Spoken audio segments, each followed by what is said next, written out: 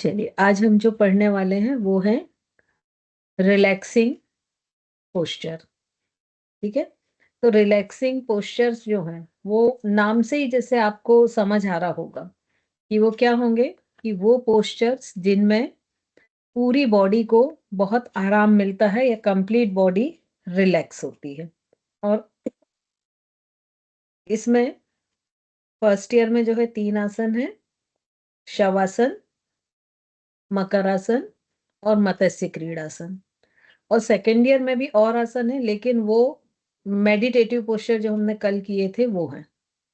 ठीक है, तो वो हम बाकी के बचे हुए कल कर चुके हैं सेकेंड ईयर के। फर्स्ट और सेकेंड ईयर में भी ये 3 जो हैं वो रह गए हैं। तो अब ये जो रिलैक्सिंग आसन है, तो इनका जो पोस्चर होगा वो ऑब्वियसली कैसा होगा कि जिसमें कंप्लीट बॉडी रिलैक्स होना चाहिए। अब जैसे सबसे पहले हम शवासन पे आते हैं। मैं स्क्रीन शेयर कर रही हूँ।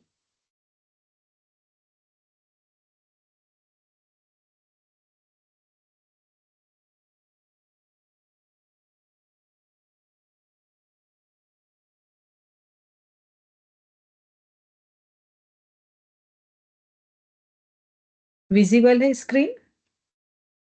ओके। Yes ma'am.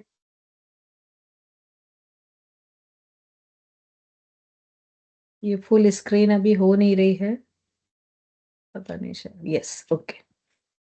सो ये जो पोजेज हैं ये कैसे होते हैं कि कंप्लीट बॉडी को रिलैक्स करते हैं या आरामदायक स्थिति में पहुंचाते हैं। अब सबसे पहले इसमें है शवासन।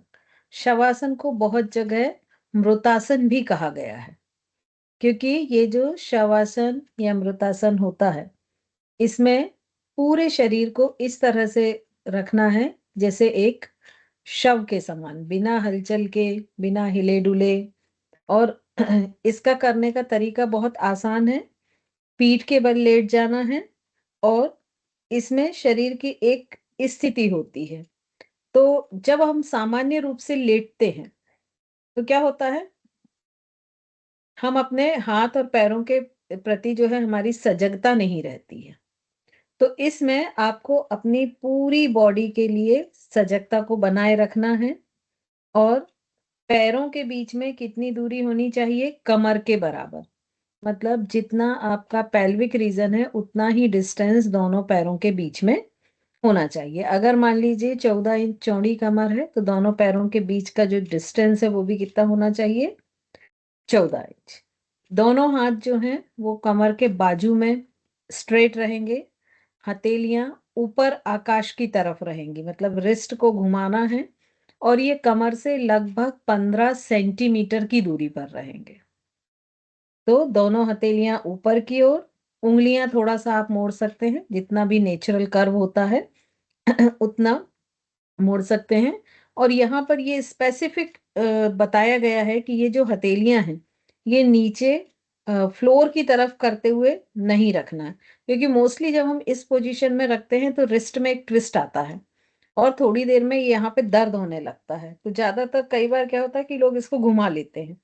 तो कोशिश करना है कि इसको हम हथेलियों को ऊपर ही साइड रखें, क्योंकि हथेली का जो ये पिछला हिस्सा होता है यहाँ पर जो संवेदनाएं होती हैं वो बहुत कम महसूस होती हैं।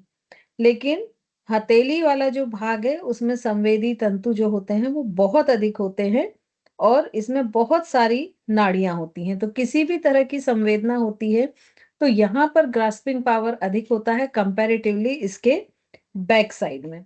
तो अगर हम ये बैक साइड को ऊपर रखेंगे तो जो संवेदनाएं मिल रही हैं वो हमें कम मिलेंगी। लेकिन जब हम पाम को ऊपर रखेंगे तो ऊपर रखने से, चूंकि यहाँ पर सेंसिटिव फाइबर्स बहुत अधिक होते हैं, तो यहाँ पर जो भी स्टिमुलेशंस या सेंसेशंस आ रहे हैं वो सारा फील कर पाएंगे। अब इसके बाद आते हैं हम फेस पोजीशन में। इसमें सबसे पहले हम मुंह पर आते हैं। तो जो लिप्स हैं वो क्लोज रहेंगे, लोअर जो है वो ढीला रहेगा, दांत एक के ऊपर एक टाइट नहीं रहेंगे, आराम से वो दोनों लूज पोजीशन में रहेंगे। टंग एकदम ढीली रहेगी। अब सिर के नीचे आप कोई पतला सा तकिया या मुड़ा हुआ कंबल भी रख सकते हैं यदि आपको जरूरत हो। लेकिन वो रखना कैसे है कि मान लीजिए यहाँ आप पिलो रख रहे हैं, तो जो पिलो का एक एंड है वो आपके दोनों शोल्डर के नीचे एंड हो। मतलब ऐसा ना हो कि वो जो पिलो है वो सिर के नीचे हो लेकिन शोल्डर के नीचे ना हो। तो आपको वो पिलो को शोल्डर के नीचे तक रखना है। उससे क्या होगा कि जितनी भी ये गले की और कंधे की मसल्स हैं वो सारी रिलैक्स हो पाएंगी और एक स्थिति में बनी रहेंगी। यहाँ ये ध्यान रखना है कि सिर सेंटर में हो, ऐसा ना हो कि वो लेफ्ट या राइट साइड झुका हुआ हो। और फिर इसके बाद कंप्लीट बॉडी को रिलैक्स करके और कोशिश करना है कि कंप्लीट बॉडी को हम स्टिल कर दें। जितनी भी फिजिकल मूवमेंट्स हैं उन सबको हम रोक दें और कोशिश करें कि कोई भी मसल्स का मूवमेंट ना हो और उन अंगों के प्रति या उन ऑर्गन के प्रति सजग रहें जो जमीन से स्पर्श कर रहे हैं और अपनी सजगता को वहीं पर बनाए रखें और धीरे-धीरे पूरे शरीर में चेतना को घुमाते हुए और हर एक ऑर्गन को, हर एक मसल्स को ढीला करते जाएं और धीरे-धीरे पूरा शरीर जो है वो ढीला हो जाएगा। अब इसी के बाद योग निद्रा का भी अभ्यास किया जाता है। तो जहाँ तक हम रिलैक्सेशन टेक्निक करते हैं वो शवासन है और इसके बाद यदि हम किसी तरह के इंस्ट्रक्शन या किसी तरह का कोई नॉलेज सबकॉन्शियस में इम्प्लांट करते हैं वो योग निद्रा है। और जो भी बहुत ऐसे आसन हैं कि जैसे सूर्य नमस्कार है जिसमें बहुत एनर्जी लगती है, तो उसके बाद ये शवासन जरूर करना चाहिए जिससे वो पूरी बॉडी को रिलैक्स कर दे। अब इसमें एक चीज और ध्यान रखने लायक है, कई बार किसी किसी के नी जो होते हैं वो हल्के कर्व होते हैं। तो ये अगर ऐसा है तो उसके नीचे एक ब्लैंकेट रोल करके या टॉवेल रोल करके लगा दें। अदरवाइज नी एक्सटेंड होंगे तो नी में उसके आसपास के मसल्स में दर्द हो जाएगा। तो इस चीज का खास ध्यान रखना है कि बॉडी एक पूरी रिलैक्सिंग पोजीशन में बनी रहे। और ये जो एक्सरसाइज होती है ये जित साइकोसोमेटिक जिस सिस्टम जो होता है उसको रिलैक्स कर देती है। मतलब शरीर और मन दोनों को रिलैक्स कर देती है और स्ट्रेस के कारण जो डिजीज होती हैं वो होने से बचती हैं। शरीर की पूरी थकान दूर हो जाती है और जब भी ऐसा लगता है कि बहुत थक गए हैं तो हमको ये शवासन कर लेना चाहिए। और ऐसा बोला जाता है कि अगर आपने ठीक से शवासन किया है या योग निद्रा की है तो ये 4 घंटे की एक साउंडेड स्लीप के बराबर होती है। 1 घंटे का ये किया हुआ 4 घंटे के साउंड स्लीप के बराबर होता है। इससे धीरे धीरे अवेयरनेस भी आपकी विकसित होती है क्योंकि सभी जगह आप अवेयरनेस को लेके जाते हैं। हाई बीपी में, किसी तरह के नर्व से रिलेटेड प्रॉब्लम है, डायबिटीज है, हार्ट प्रॉब्लम है या स्ट्रेस है किसी तरह का, तो उनको ये आसन जरूर करना चाहिए और कोशिश करना चाहिए कि रोज इसको एक बार करें। तो जब धीरे धीरे वो ये आसन रोज एक बार करेंगे तो धीरे धीरे उनकी जो ये पीड़ा है या दर्द है या जो डिजीज है वो धीरे धीरे मेंटेन होती जाएगी और कम होती जाएगी। तो इस तरह से ये शवासन किया जाता है। अब इसके बाद हम सेकंड आते हैं मकर आसन पर।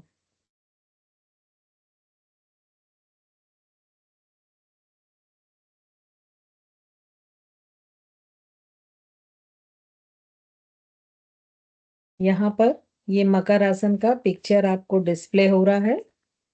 और मकर आसन क्यों कहते हैं, क्योंकि इसमें जो बॉडी की पोजीशन होती है वो मकर मतलब मगर के समान हो जाती है। इस आसन में करना क्या है कि पेट केवल लेट जाना है। अब ये शव आसन के बिल्कुल अपोजिट है।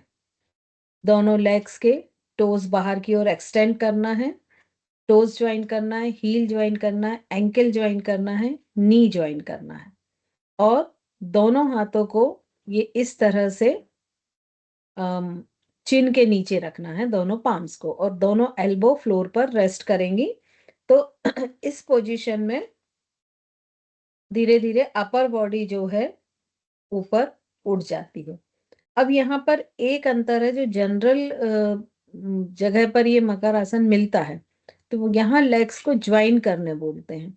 लेकिन जब घेरण्य संहिता में जाते हैं तो इन लेग्स के बीच में गैप करने को बोलते हैं। ये महर्षि घेरण्य एक स्पेशल इंस्ट्रक्शन देते हैं कि दोनों पैरों के बीच में गैप रखें। अब इसमें देखिए, एक चूंकि अपर बॉडी ऊपर उठती है तो एक स्पाइन पूरी अपोजिट कर्व होती है। तो जिनको भी सी स्पाइन या स्पाइन से रिलेटेड प्रॉब्लम होता है, तो उनकी स्पाइन मैनेज होती है और वापस अलाइंड हो जाती है। अब इसमें जो सजगता है वो टेल बोन से स्पाइन पर ही हम मूव करते हैं, टेल बोन से लेके सर्वाइकल तक बार बार मूव करते हैं। कोशिश करते हैं कि जब इनहेल कर रहे हैं तो वो इनहेल टेल बोन तक जा रहा है, और जब एक्सेल करते हैं तो वो धीरे धीरे पूरा सर्वाइकल से बाहर आ रहा है। ऐसा बोला जाता है कि जब ये आसन किया जाता है तो हीलिंग पावर जो होता है वो बहुत बढ़ जाता है, और किसी भी तरह की डिजीज होती है तो वो बहुत जल्दी हील अप होने लगती है। इसमें मणिपुर चक्र पर मतलब नाभि के पास एक स्ट्रेचिंग रहती है, और सजगता नाभि पर ही रखना चाहिए।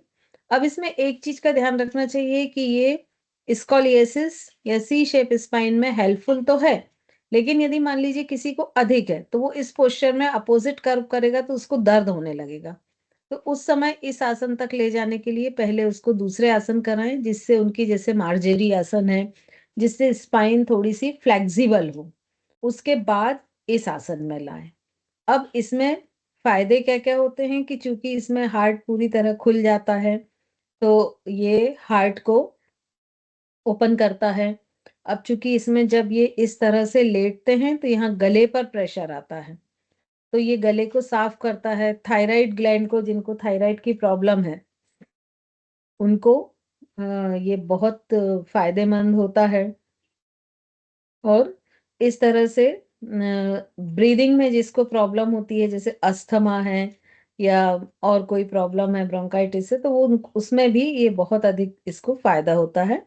और जब ये आसन करते हैं तो विंड पाइप एकदम सीधा हो जाता है, और यदि किसी के विंड पाइप में कफ डिपॉजिट है तो वो कफ अपने आप साफ हो जाता है, और उसका जो विंड पाइप है वो पूरी तरह से खुल जाता है। इसके बाद स्लिप डिस्क जिनको है, साइटिका की प्रॉब्लम है, पीठ के निचले भाग में दर्द है, उनके लिए ये बहुत फायदेमंद है, और उन्हें कोशिश करना चाहिए कि वो इस आसन को लंबे समय तक करें, क्योंकि ये जितनी भी वर्टिब्रास हैं या आपकी स्पाइन है उसको एक प्राकृतिक अवस्था में रखता है, और स्पाइन के जितने भी नर्व्स हैं स्पाइन में उनको स्ट्रेस फ्री करता है।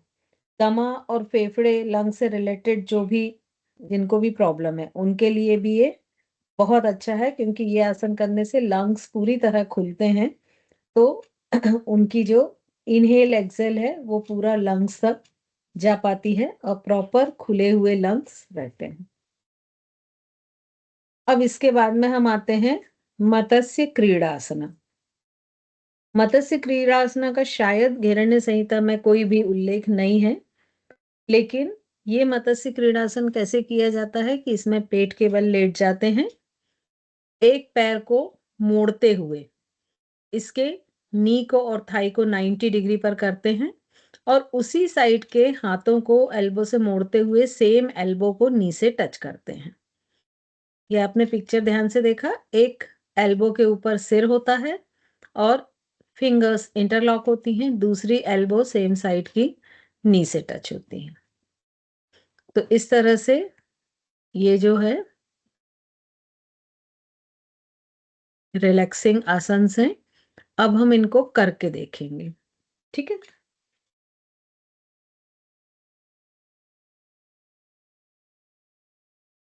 शवासन कौन कराएगा? शवासन तो आप लोग में से भी कोई करा सकते हैं।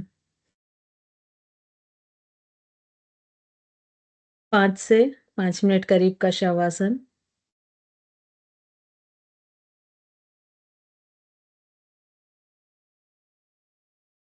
कोई एक शॉल अपने पास जरूर रख लें, क्योंकि जब आप शवासन के लिए लेटेंगे तो अभी चूंकि ठंड है तो ठंड लगेगी, इसलिए कोशिश करें एक हल्का सा शॉल अपने ऊपर डाल लें। आप कराएंगी? ठीक है, रजनी जी करा रही हैं शवासन।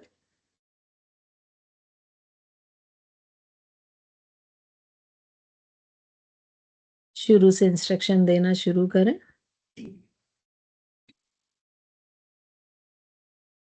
दोनों पैरों के बीच में 2 फीट का फासला। हथेलियां खुली आसमान की ओर। नेत्रों को कोमलता से बंद करेंगे। लेट जाएं गहरी सभी लोग। रजनी जी थोड़ा आप देखते जाएं, अब जिनने वीडियो ऑन नहीं किया उनके लिए हम कुछ भी नहीं कर सकते हैं, लेकिन जिनके ऑन है, हाँ, उनको आप थोड़ा देखते जाएं, है ना। 2 ही ऑन है अभी। हाँ, 2 ही ऑन है, अब इसके लिए हम कुछ नहीं कर सकते क्योंकि हम तो अपनी रिस्पॉन्सिबिलिटी पूरी कर रहे हैं, है ना। चलिए और मैं फिर इसका, से स्टार्ट करती हूँ।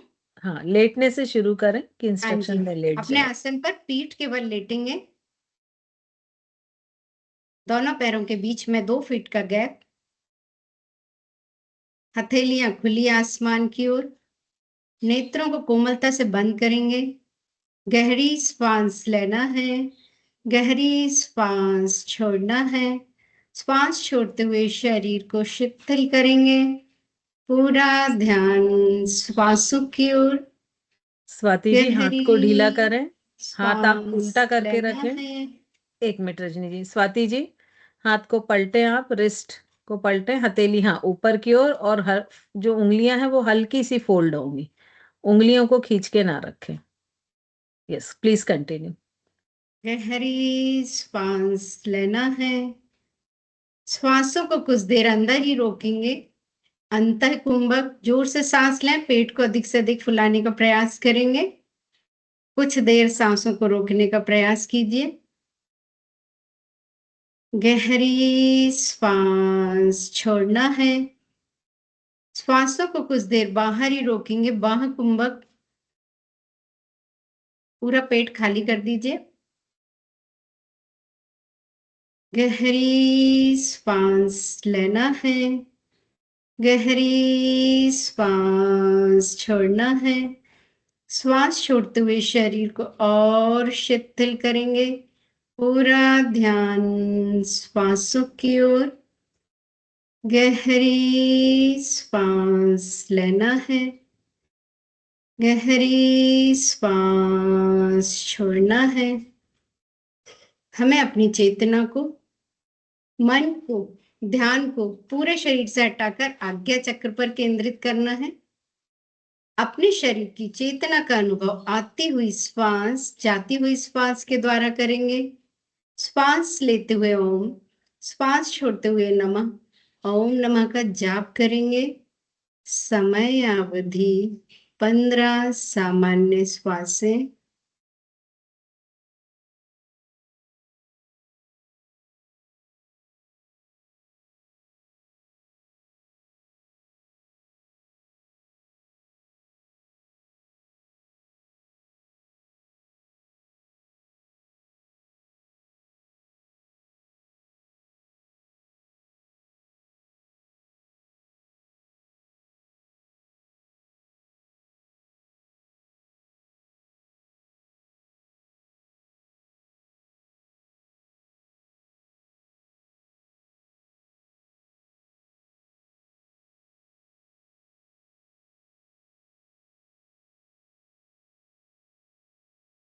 अपनी समस्त चेतना शरीर में प्रवाहित करेंगे। पैरों की उंगलियों में हल्की सी हलचल।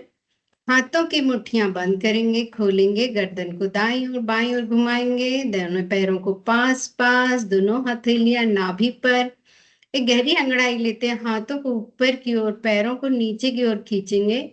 शरीर को शिथिल करेंगे। बाईं करवट लेते हुए बाईं कोहनी के सहारे उठकर बैठेंगे। नेत्रों को बंद रखेंगे।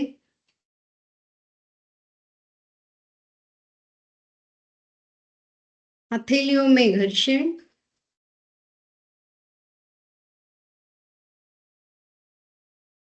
नेत्रों का स्पर्श।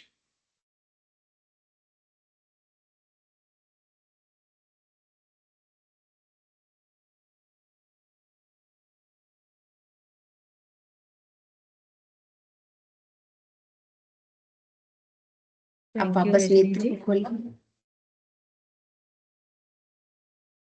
ये QRT था जिसको हम क्विक रिलैक्सेशन टेक्निक बोलते हैं, ठीक है। और जब हम डिटेल में शवासन करते हैं तो हम क्या करते हैं कि हर एक अंग पर भी अपनी अवेयरनेस को, चेतना को लेके जाते हैं।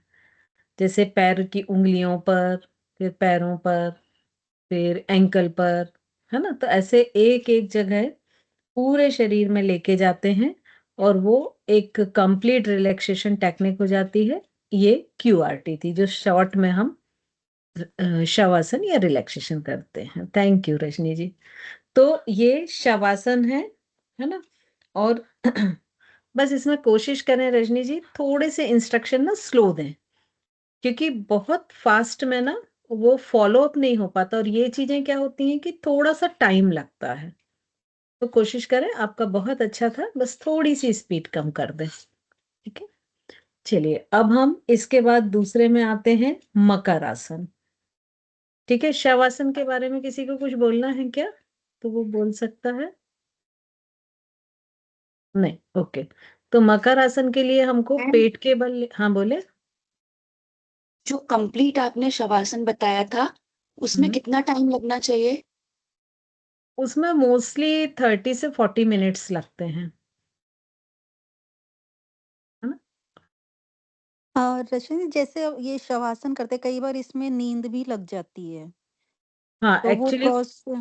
नहीं, हाँ उस पे जी। आपका कंट्रोल होना चाहिए, क्योंकि जो भी इंस्ट्रक्शन देता है वो आपको बार बार अवेयर करता है कि आप सजग रहें और कोशिश करें कि आपको नींद ना आए। लेकिन यदि फिर भी नींद लग जाती है तो वो नींद में भी चूंकि आपका सबकॉन्शियस एक्टिवेट रहता है, तो आप उस इंस्ट्रक्शन को सुनते जाते हैं। तो पहले तो कोशिश करें कि नींद ना लगे, लेकिन यदि लग गई है तो ठीक है, उसको कोई दिक्कत नहीं है। सेकंड हम ट्राई करेंगे। ठीक है, मैम, मेरा भी एक क्वेश्चन था। शवासन बोलिए। के पहले हम जो कितनी देर पहले मतलब कौन से योगा करा सकते हैं फिर शवासन में आए? देखिए, अकॉर्डिंग टू योग ये कहा जाता है कि कोई भी योग, जैसे हर आसन में एक लिखा रहता ना कि इसके ये बेनिफिट हैं या ये कॉन्ट्राइंडिकेशंस हैं, सभी में लिखा रहता है ना। तो वो बेनिफिट पाने के लिए उसकी फाइनल पोजीशन में कम से कम 30 सेकंड रुकना जरूरी है। ठीक है, तो आपने जैसे एक आसन किया, उसकी फाइनल पोजीशन में पहुंचे, 30 सेकंड होल्ड किया, और फिर आपने उस आसन को बदला। लेकिन इसमें एक बात ये भी होती है कि शुरुआत में जरूरी नहीं होता है कि आप 30 सेकंड रुक पाए।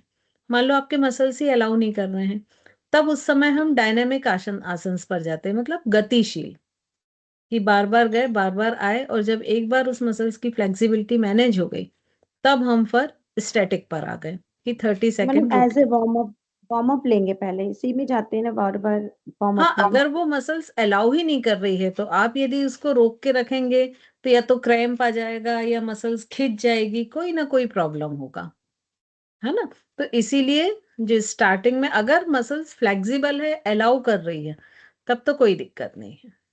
ठीक है, मैम, तो एक और योग, क्वेश्चन था बस। जैसे इसको हम योग कंप्लीट करा रहे कर हैं लूं मैं पहले, इसको कंप्लीट कर, पंचमुद्रा।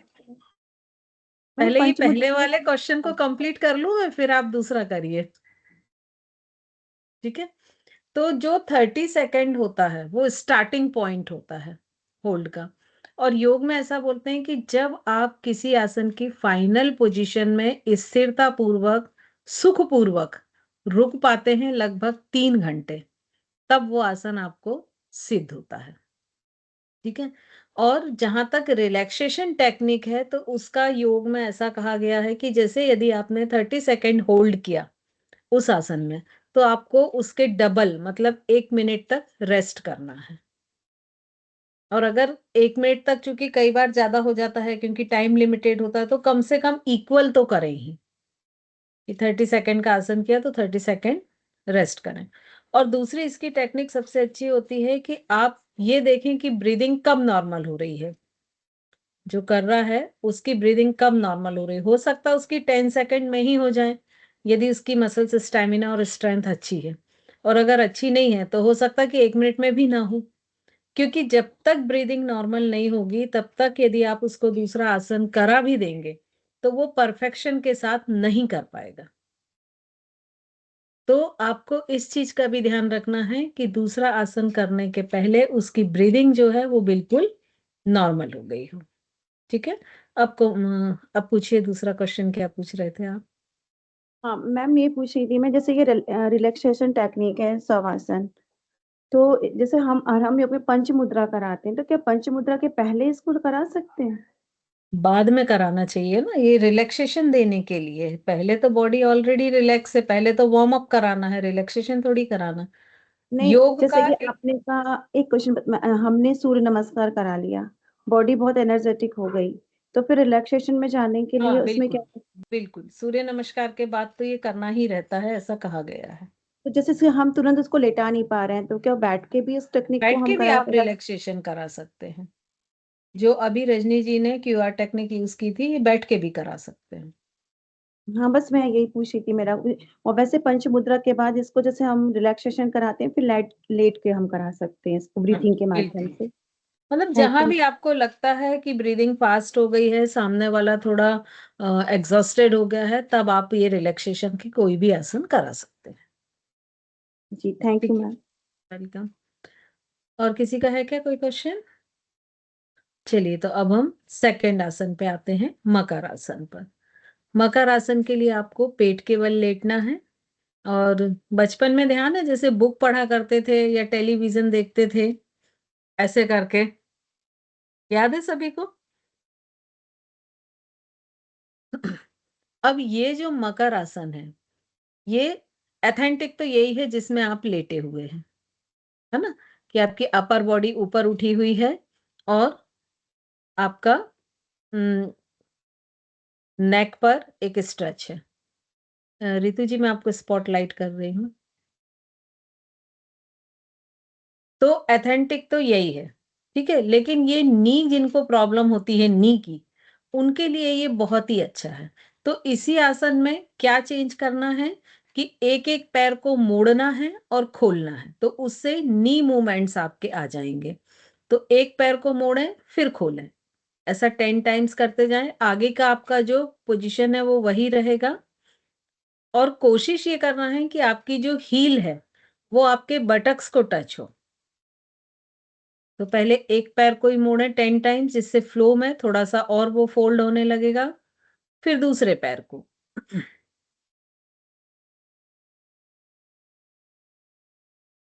या 5 टाइम कर लें। आज तो हम सिर्फ सीखने के लिए कर रहे हैं।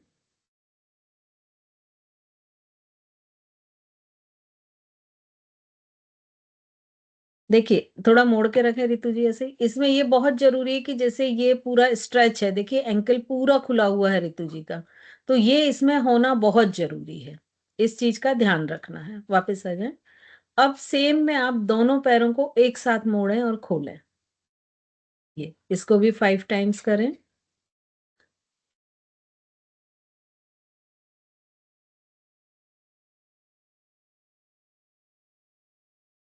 अब पैरों को मोड़ें, दोनों पैरों को, और नी को रोटेट करें। दोनों को एक साथ रखते हुए पूरा गोल घुमाएं कि आपके नी में रोटेशन हो। गुड रजनी जी, गोल घुमाएं। हाँ गुड। इसको क्लॉकवाइज 5 टाइम्स क्लॉकवाइज, फिर 5 टाइम्स एंटी क्लॉकवाइज। तो ये तीनों एक्सरसाइज जिनको नी की प्रॉब्लम है उनके लिए बहुत अच्छी है, क्योंकि जब हम नी की प्रॉब्लम में कोई भी रहता है तो उसको नी का मूवमेंट करना है, लेकिन नी के ऊपर वेट नहीं डालना है। तो विदाउट वेट ये एक बहुत ही अच्छी एक्सरसाइज होती है नी की। अब हम आते हैं थायराइड पर। ठीक है, तो थायराइड के लिए रितु जी आप पहले जैसा पोजीशन ले लें, सामने से। ये अभी देखिए नॉर्मल ये है पोजीशन। अब जब हम थायराइड के लिए स्पेशल कर रहे हैं तो दोनों एल्बो को ज्वाइन करें। अब इन एल्बो को अपने नेवल के अपोजिट डायरेक्शन में आगे ले जाएं, जितनी भी स्ट्रेचिंग आपको अपने गले पर ठीक लगती है, क्योंकि जैसे जैसे आप आगे लेके जाएंगे आपके गले पे स्ट्रेचिंग बढ़ती जाएगी। थम्स अप करके बताएं, फील हो रही है स्ट्रेचिंग? यस। तो जितनी भी स्ट्रेचिंग आपको ठीक लगती है उतनी स्ट्रेचिंग के साथ एल्बो को ज्वाइन करते हुए अपोजिट नेवल के अपोजिट डायरेक्शन में लेके जाएं। तो एक गले पे बहुत अच्छी स्ट्रेचिंग आएगी, और ये एक्सरसाइज उनके लिए बहुत अच्छी है जिनको थायराइड की प्रॉब्लम है या लंग्स से रिलेटेड कोई प्रॉब्लम है, उनके लिए भी ये बहुत अच्छी एक्सरसाइज है। ठीक है, तो ये सभी का ठीक हो गया है। हर्षा जी एल्बो को ज्वाइन करें, आप दूर दूर रखे हैं, दोनों कोहनियों को जोड़ें, यस, और फिर मेरी तरफ धीरे धीरे शिफ्ट करें, तो आपको स्ट्रेचिंग आएगी। कोई ऐसा है जिसको नेक पे स्ट्रेचिंग नहीं फील हुई हो, वापस आ जाए। स्वाति जी आपको नहीं हुई फील? नहीं मैम, मुझे कमर में हुआ। नहीं, जब यहाँ आपने पे एल्बो जब आगे ले गए तब की बात कर रही हूँ मैं। कमर में तो इसमें आएगी ही, क्योंकि आपकी अपर बॉडी ऊपर उठी हुई है। तो जैसे कि हमने मैम, बताया था कि इसमें स्पाइन अपोजिट कर्व लेती है। हाँ जी मैम, मेरे को ज्यादा हेड में हुआ, पीछे हेड में, नेक में नहीं हुआ, और कमर में हुआ। ओके, और किसी को ऐसा है क्या कि यहाँ सामने गले पे स्ट्रेचिंग नहीं आई हो? यदि आप दोनों एल्बो को पूरा ऐसा ज्वाइन कर लें, ये पोजीशन आपकी रहे, और एल्बो को नेवल के अपोजिट ले जाएं, तो सिंपल सा है कि ये अधिक ऐसा ऊंचा होगा, तो यहाँ स्ट्रेचिंग आएगी ही आएगी। या तो आप उसमें कुछ गलत कर रहे हैं। मैम एल्बो को, कंधे में भी स्ट्रेचिंग आ रही है, कंधों हाँ, बाजू। कंधे पर भी आएगी। देखिए, ऐसा नहीं होगा कि बॉडी के किसी एक मसल्स पर आई तो बाकी पर नहीं आएगी, लेकिन यहाँ टारगेट एरिया जो है वो गला है। बैक में तो ऑलरेडी है ही स्ट्रेचिंग, कंधों पर भी रहेगी क्योंकि वो ओपन होंगे, है ना। लेकिन थायराइड के लिए जब हम करते हैं तो हमारा टारगेट एरिया गला होता है। तो जब हम एल्बो को आगे लेके जाते हैं तो सिंपल है कि ये इस तरह से ऊपर होता जाता है, तो यहाँ पर स्ट्रेचिंग आएगी ही आएगी। ठीक है, अब मे भी थोड़ा और प्रैक्टिस से शायद आ जाए हाँ मेरे को। बिल्कुल, बिल्कुल करिए प्रैक्टिस। या कई बार क्या होता है कि मान लीजिए आपके सर्वाइकल फ्लेक्सिबल नहीं है, पीछे की ये हड्डियां, तब क्या होता है कि वो यहाँ ज्यादा अलाउ नहीं करता कि ज्यादा ऊपर हो पाए, क्योंकि ये फ्लेक्सिबल नहीं है। तो फिर मैम क्या होगा कि पीछे आएगी स्ट्रेचिंग, लेकिन यहाँ नहीं आएगी। एक बार और देख लीजिए, सही हो रहा है मेरा? देखिए, इसका सही पता करने का सबसे अच्छा तरीका, आपके गले पे यदि स्ट्रेचिंग आ रही है, आप इस पोजीशन में आए और अपने सलाइवा को अंदर करके देखें, तो आपको एक स्ट्रेचिंग फील होगी। जैसे हम सलाइवा निगलते हैं ना, तो वो एक अलग ही स्ट्रेचिंग फील होगी। हो रही है मैम रजनी ये जी स्पाइन आपको? के लिए हाँ भी जी। ठीक रहेगा क्या? हाँ, ये स्पाइन स्पाइन के के लिए। लिए तो बहुत अच्छा है ही, ये आसन, है ना, क्योंकि अपोजिट कर्व होता है। तो जिनका आप लोगों ने देखा होगा कि जो बहुत एज के लोग होते हैं ना, तो उनके शोल्डर ऐसे राउंडेड हो जाते हैं, और यहाँ चेस्ट के पीछे ऐसा ऐसे स्पाइन निकली हुई दिखती है, सिर ऐसा हो जाता है। कई लोगों को देखा होगा, अधिक एज वाले लोगों को, उनके लिए ये बहुत अच्छा है। उनके जो मिस अलाइनमेंट है उनको अलाइंड करने के लिए ये बहुत अच्छा है।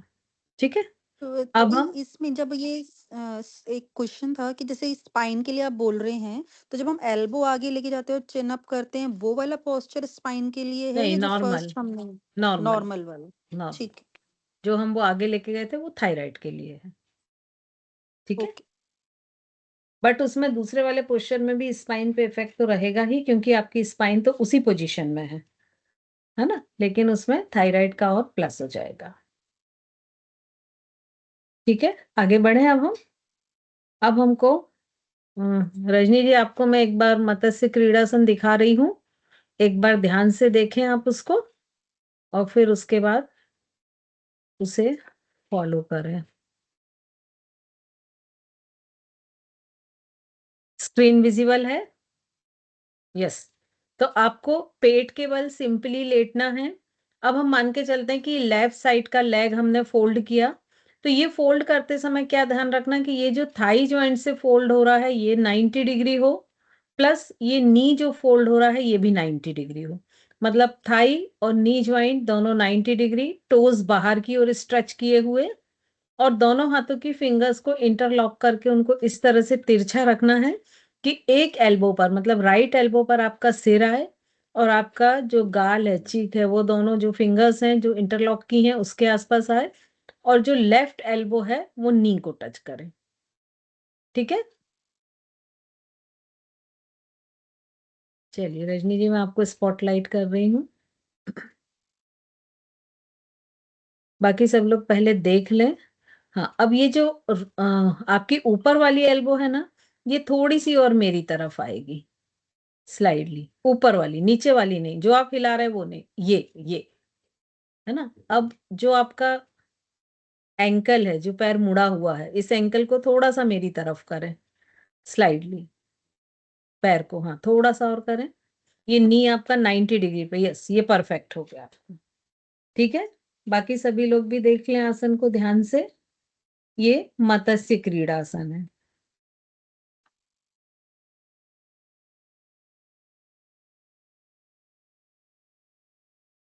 चलिए सभी लोग करके देखें, ये जस्ट एक रिलैक्सेशन के लिए है, तो इसमें बहुत कुछ ऐसा नहीं है टेक्निकली।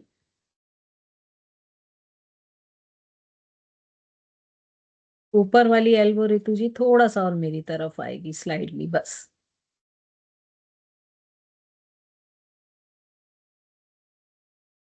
इसमें लेटने में आराम मिल रहा है कि नहीं मिल रहा है? मैम बहुत आराम मिल रहा है, अब वापस नहीं आना हमको। मैम लेकिन ना इसमें हाथों को खींच रहे हैं तो हाथ पे यहाँ पर स्ट्रेच आ रहा है।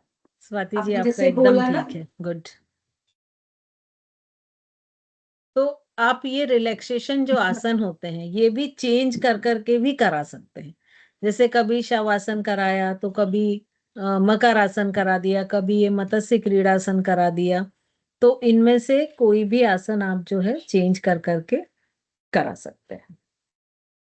ठीक है, मैम हाँ मेरे जी। बैक पे स्ट्रेच आ रहा था, मीन्स हिप्स के यहाँ पे, बैक बोन पे, तो ये उसकी मतलब स्ट्रेचिंग के लिए होगा क्या? आएगी ही वो स्ट्रेच आएगा ही, क्योंकि आप पूरा ऐसा टिल्ट कर रहे हो ना एक साइड, तो एक साइड के मसल्स पूरे खींच रहे हैं और एक के कॉन्ट्रैक्ट हो रहे हैं। अगर आप इसको ऐसा करेंगे तो ऑब्वियसली ये पूरे मसल्स आपके खींचेंगे, है ना, नहीं तो ये ऊपर नहीं जा सकता है बिना मसल्स खींचे। और इवन ये एक्सरसाइज जिनको फ्रोजन शोल्डर की प्रॉब्लम है, या कई बार ऐसा होता है ना कि फ्रोजन शोल्डर है नहीं लेकिन लॉक होने की शुरुआत हो गई है, पूरा ऊपर तक नहीं जाता है, तो उनके लिए भी ये जो आसन है वो बहुत अच्छा है। क्योंकि इसमें आपने फील किया होगा कि जो ऊपर एल्बो लेके जाते हैं वो पूरी ऊपर तक आती है, तो उससे शोल्डर पूरा खुल जाता है। और मैम जैसे अभी मैंने किया, मेरा हो रहा था सारा अच्छा, और स्ट्रेचिंग भी अच्छी लग रही थी, क्योंकि बहुत टाइम बाद कोई चीज करते हैं तो बॉडी में, पर अच्छा लग रहा था। और रश्मि कोशिश करें कि जब भी ये कराएं तो दोनों साइड से कराएं, है ना। अभी अपन ने सिर्फ एक ही साइड किया है, तो जैसे मान लीजिए अपन ने 20 सेकेंड एक साइड से कराया, तो 20 सेकेंड उसके अपोजिट साइड से भी कराएं। ठीक है, क्योंकि योग हमेशा बैलेंस की बात करता है। ठीक मैम है, मेरा एक क्वेश्चन था, जो आपने थायराइड के लिए बताया, ये हाइपोथायराइड की हाइपरथायराइड दोनों के लिए दोनों करना में, है? दोनों में, क्योंकि ये थायराइड ग्लैंड को स्टिमुलेट करता है, तो उसके सीक्रेशन को बैलेंस करेगा ये। मैम एक क्वेश्चन और, जैसे कि थायराइड किसी टीनेजर एज वाले को हो, तो उसके लिए भी क्या कुछ है क्या एक्सरसाइज जो हम बता सकते हैं? थायराइड के लिए बहुत सारे, जिनमें भी नेक पर स्ट्रेचिंग आती है, जैसे भुजंगासन है ना, ऐसे बहुत सारे आसन है, बैक बेंडिंग आप करते हैं, तो जिसपे भी थायराइड, मतलब वो ग्लैंड कहाँ है, गले में, तो जिसमें भी थ्रॉट पे आपकी स्ट्रेचिंग आती है, वो आपके थायराइड के लिए अच्छा होगा। मैम मैं ठीक आपसे है, पर्सनल बात कर सकती हूँ इसके लिए? हाँ बिल्कुल, कभी भी कर सकते हैं आप, है ना, थैंक यू शाम के मैम। समय कभी भी कर सकते हैं। ठीक है, रश्मि, जो आपने योग निद्रा का बताया, तो योग निद्रा को हम इन शवासन, जो हमारे 2-3 पोस्चर है, इनमें से हम किसी में भी करा सकते हैं, या जो प्रॉपर नहीं, हमारा जो योग फर्स्ट है? निद्रा जो होता है वो मोस्टली शवासन के बाद ही होता है। योग निद्रा एक्चुअली क्या है, ये इसका इन्वेंशन किया है बिहार स्कूल ऑफ योग मुंगेर ने।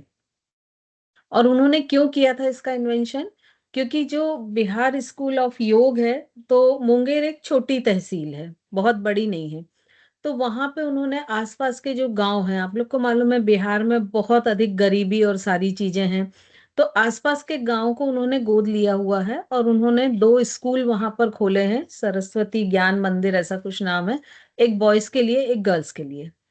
तो अब ये सारे जो बच्चे हैं, ये बहुत ही, इनका जो बैकग्राउंड है वो बहुत ही एक पुअर बैकग्राउंड से आता है। तो जब इनको इंग्लिश या फ्रेंच ऐसा कुछ सिखाने की कोशिश की, तो वो उनकी टंग ही ट्विस्टिंग होती थी, मतलब उनको प्रोनाउंशिएटेड करते ही नहीं बनता था वो चीज। तो उनको कैसे सिखाएं, तो उसके लिए योग निद्रा का इन्वेंशन किया गया और उनको योग निद्रा में ले जाके और फिर ये सिखाया जाता था उस लैंग्वेज को। तो जो लैंग्वेज वो सिंपल वे में 1 महीने में नहीं कर पाते थे, वो मुश्किल से 10 दिन में वो करने लगे उतना पोर्शन। तो ये वहाँ का इन्वेंशन है। और योग निद्रा चूँकि उसमें बॉडी का रिलैक्सेशन बहुत ज़रूरी होता है, तो इसीलिए ज़्यादातर पहले शवासन कराया जाता है और उसके बाद जो है वो योग निद्रा पे आते हैं। बिना रिलैक्सेशन के योग निद्रा पॉसिबल नहीं है। मतलब जो हमारा पोस्चर होता उसी पोस्चर में ही कराएंगे ना हम? हाँ, उसी में कराएँगे वही शवासन सेम में। एक ही पोस्चर रहेगा योग निद्रा के लिए। बिल्कुल, सेम रहेगा। ठीक। रितु जी? मैम ये जो आपने आज कराया मत्स्येंद्रिय क्रीड़ासन, इसको अभी तक हम मकर आसन के का पार्ट समझते थे कि जैसे आपने हाथों को ऐसे किया, हम थोड़ा सा हाथ को ऊपर रख के करते थे यही चीज। तो ये तो फर्स्ट टाइम ऐसे सुना। और इसका बेनिफिट क्या इससे अलग है मकर आसन से? दोनों के सेम है, रिलैक्सेशन आसन है। और ये स्कोलियोसिस जिनको प्रॉब्लम होती है ना कि स्पाइन लेफ्ट या राइट साइड टर्न हो गई है, उनके लिए ये बहुत अच्छा होता है। क्योंकि इसमें आपने फील किया होगा कि जब आप ऐसे रख के लेटते हैं, तो एक तरफ पूरा स्ट्रेच होता है और एक तरफ कंप्रेस होता है। तो ये स्पाइन को अलाइंड करता है। तो ये जिनको भी स्पाइन से रिलेटेड प्रॉब्लम है उनके लिए बहुत अच्छा है। क्योंकि मकर आसन है वो सी शेप स्पाइन में बस काम आएगा, लेकिन अगर स्पाइन लेफ्ट या राइट थोड़ा सा मूव हो गई है, तो उसमें जो आपका मकर आसन है वो काम नहीं करेगा। तो उस समय फिर इस पे जाना पड़ेगा, क्योंकि मैम ये स्पाइन जिनको प्रॉब्लम होती है ना, उनके लिए बहुत लिमिटेशंस हो जाते हैं, उनको हम सारी चीजें नहीं करा सकते हैं। और मैम जी गृह संहिता में तो इसका नहीं है कहीं पर? हाँ, नहीं है, लेकिन आपके प्रैक्टिकल में है इसलिए मैंने पढ़ा दिया। क्योंकि आपका प्रैक्टिकल तो मुझे पूरा ही बताना है, तो चूंकि उसमें है तो इसलिए उसको हमने बता दिया। मैम अब शवासन और योग अरे निद्रा मतलब दोनों लगभग तो मतलब सेम है ना? शवासन में रिलैक्स करेंगे और योग निद्रा में फिर बोल के माइंड रिलैक्स कराएंगे, तो दोनों ही लगभग तो सेम। नहीं, शवासन में रिलैक्सेशन होता है और योग निद्रा में आप थॉट्स को सबकॉन्शियस में इम्प्लांट करते हो। तो दोनों चीजें बहुत डिफरेंट। ठीक है। रश्मि जो आपने बोला कि जैसे स्पाइन जैसे लेफ्ट या राइट थोड़ा सा बाहर हो जाती है, तो उसके लिए फिर हमें कौन से आसन मतलब करना चाहिए इसके लिए? ये मत्स्य क्रीड़ासन ही बताया है ना, और वो देखिए उसमें बहुत सारी चीजें डिपेंड करेंगी। पहले आप उनकी एमआरआई देखें कि वो किस साइड हुई है, कितनी हुई है, कौन सी हुई है, और कौन कौन से उनके मसल्स इफेक्टेड हैं। तो उसके हिसाब से आपको डिजाइन करना पड़ेगा। क्योंकि थेरेपी में कभी भी ऐसी कोई चीज नहीं होती है कि अगर कोई बोले कि मुझे गर्दन में दर्द है, मुझे कमर में दर्द है, और हम बोले आओ हम योग करा के ठीक कर देंगे। नहीं, पहले हम उसको डॉक्टर के पास भेजेंगे कि आप टेस्ट कराओ, एक्सरे कराओ, एमआरआई कराओ, जो भी डॉक्टर बोलता है, और उसके रिजल्ट्स क्या आते हैं उसके अकॉर्डिंग हम उसका पैकेज डेवलप करेंगे। ठीक है। तो उसमें कॉमन कभी भी कुछ भी नहीं होता है, सब कस्टमाइज ही होता है, कि सबका डिफरेंट होता है ना, तो कॉमन नहीं हम ले सकते हैं।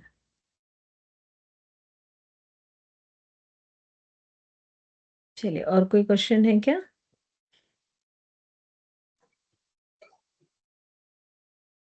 मैम मकरासन में एक जो पैरों को थोड़ा दूर रख के भी एक हम करते हैं ना रिलैक्सेशन, बिल्कुल पैरों को करते थोड़ा हैं। दूर ले जाके, और जो पैरों के पंजे वो ऐसे बाहर के साइड हाँ, निकले वो हुए हो। हिरण्य संहिता में मैंने जब आपको बताया था तभी बताया था कि हाँ, हिरण्य संहिता में इसका जिक्र है कि वो लेग्स के बीच में थोड़ा डिस्टेंस रख के करते हैं। ओके।